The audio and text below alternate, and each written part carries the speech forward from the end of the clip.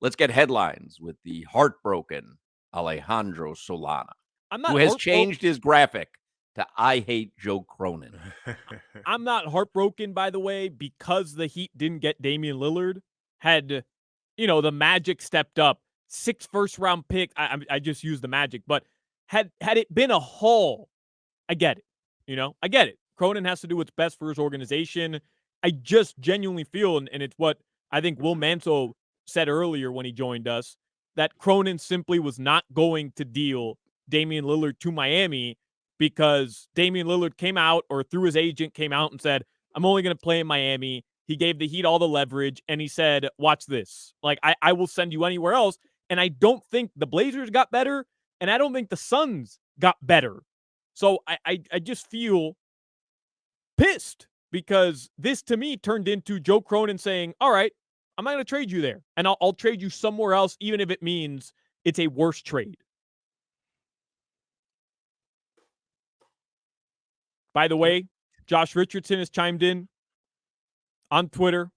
Well, ... I think we all know what number I will be now. What a great tweet. That is a great tweet. Yes. Go Jay Rich. That's the zero I wanted to root for anyway. That is really funny. The sports update, it is driven by the new Palmetto Ford Truck Super Center. Why buy your truck at a car store? Palmetto Ford, we know trucks. Here is the official trade, by the way. Shams had tweeted it out. The Bucks get Damian Lillard.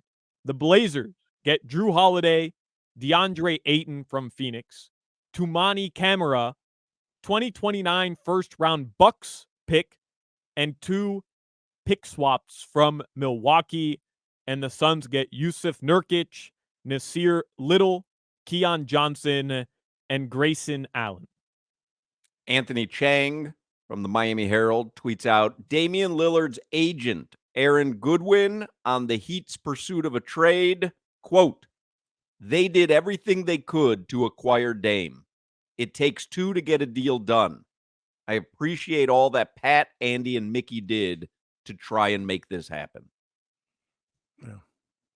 So he's saying to you, this was the Blazers not playing ball with the Heat. He's like Dame's agent is saying this is a case of the Heat doing everything right. So we were saying off the air, I'm like, did Pat Riley F around and find out? Yeah. But it doesn't sound like it. It sounds like this was Joe Cronin and the Blazers saying we are not going to acquiesce to Dame's wishes. And it's crazy. Like Gelsi said, he said it like he wanted a guy. He put his targets on, a certain person, and one of them, I have to have DeAndre Ayton, is a funny phrase in my mind. It is. Oh, we have young guys. We need Ayton on this team. That'll make us. It's crazy. You know what? You know what it did do is find some happiness out of your anger, Solana. The Trailblazers are going to be terrible. Oh, for sure. There you go. Have fun, Scoot. Yeah. They're going to be bad. So they're going to be getting their ass whooped every night. So we can watch that and smile. And it's not like, they got a haul of 4 first-round picks that they can at least look forward to and say, hey, between 2027 and 2030, at least we're set up nicely for the draft.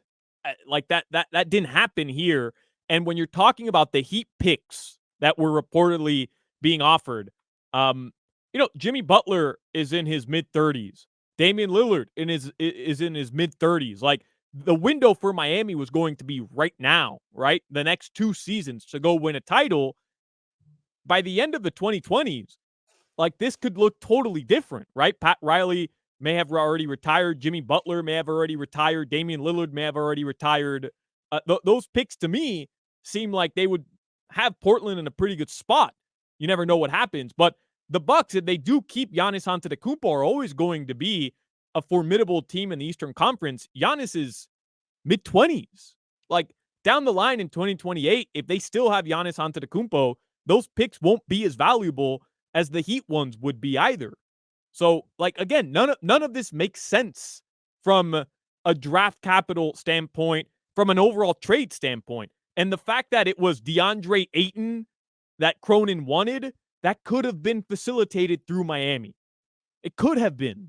I hope they put it on social media when DeAndre Ayton rises up out of the floor in Portland as the new arrival to save the franchise. The real problem is we always get what we want. This isn't right. You laughing. That's our feeling down here. We get what we want. Yeah, because it's Pat. We got Pat. Sorry if you bitches don't like that. We get what we want. We cheat code. Pat Riley's an NBA office cheat code. Ira Winderman in the Sun Sentinel, he tweeted out about an hour ago, but this might not be over yet. With Drew Holiday likely to be on the move, there remains a certain team that has spent the summer considering an upgrade at point guard. Of course, Joe Cronin would have to have the team's number to call. And then Ira says, Heat Blazers Rumor-a-thon 2.0. Then Ira tweets out just a few minutes ago, as unpleasant as the world of if can be, if the Heat can land Drew Holiday for Lowry's expiring contract and one future thought piece, it still would put them ahead of the game. And then Ira suggests the Heat should call from a 786 number since Cronin might not be accepting any calls from a 305 number. Last thing I remember about Drew Holiday was Jimmy giving him the piggly wiggly. I mean, the piggly wiggly. Goodness gracious, he was whooping his ass that game. I will tell you, though, if Joe Cronin's playing chess, not checkers, that mitigates any argument that he just didn't want to deal with the Heat. If he ends up then dealing Drew Holiday to the Heat, and he goes, no, I have no problem dealing with anyone when I think it benefits the Portland Trail Blazers. The whole thought process, like he can negate this narrative that, hey, this was unfair because he wouldn't deal with the Heat, because he could call Pat Riley right now and go, hey, you want Drew Holiday? All right, we'll take Kyle Lowry. We'll take a draft pick. We're good to go. And now all of a sudden, Solana can't say that anymore. That can't be a talking point. Solana, cut that from the podcast because I don't think Joe Cronin's that smart. That is a good troll, though, from Cronin. Wouldn't that be? If he texts Pat right now, hey, Drew Holiday, interested in Drew Holiday? Haven't heard from you in a while. What you got? What up, big head? Hey, Pat. Man, I hate that guy. Oh my God, do I hate that guy? You didn't know what he looked like till a week ago. I still don't know what he looks like. And I'll tell you like what, either. I know he's ugly. I can tell you that. If we're doing a Mount Rushmore of like South Florida or just sport figures South Florida hates, Cronin's on that Mount Rushmore now, right?